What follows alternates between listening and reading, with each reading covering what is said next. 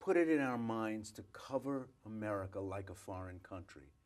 We might take some of the pushback more seriously. It was a part and parcel of overseas coverage to send foreign correspondents to see civil commotion and tumult and resistance of governments of the day. And we understood that to be part of understanding what was going on in other parts of the world. And yet we dismiss that here because we have an established government that's elected and have always had one. We seem to think that resistance here is somehow aberrant, is somehow a departure from the norm, is somehow less licit than if they have an uprising in somewhere in southern Africa and we go and point cameras at it or download video from a satellite feed and say, look at what these people are doing. They're taking their destiny in their hands and they're pushing back against their government. When you do that here, we think of it as something that messes up traffic. And you know, why are those people standing at the entrance to the Brooklyn Bridge? Don't they know they're messing up my commute? Yeah. We tend to see America as a settled place where all these arguments are over and somehow fighting back is no longer the order of the day. And I don't know if we're going to stick with that. If things get tumultuous enough here in the coming years, we may have to rethink that model. We're in a new arena where public distrust of our product, the thing that we work hard to put on the air for them, is rising.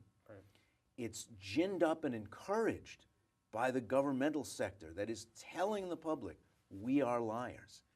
And so far, just out of habit, out of muscle reflex, we're doing a lot of the same old things because we haven't figured out how to adjust to this new reality of rising public mistrust and an elected sector where people are just pointing to us and saying, those guys lie all the time, telling the public not to believe what we're telling them in order to give them cover to continue to lie.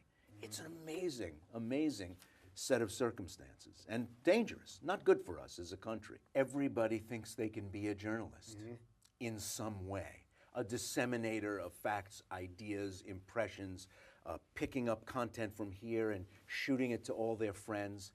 It has lowered the bar of entry to everybody into the information marketplace, but it's also created the illusion that everybody can do it, that there is actually nothing you know how to do. You have no set of skills that have been cultivated over time, things you've learned how to do well.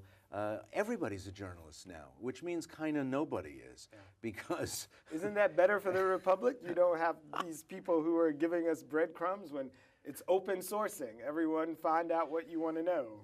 I'm worried because it's diluting the confidence in the work that we're really trying to do when we're trying to ferret out the truth and tell people what's what and explain to them why things are the way they are.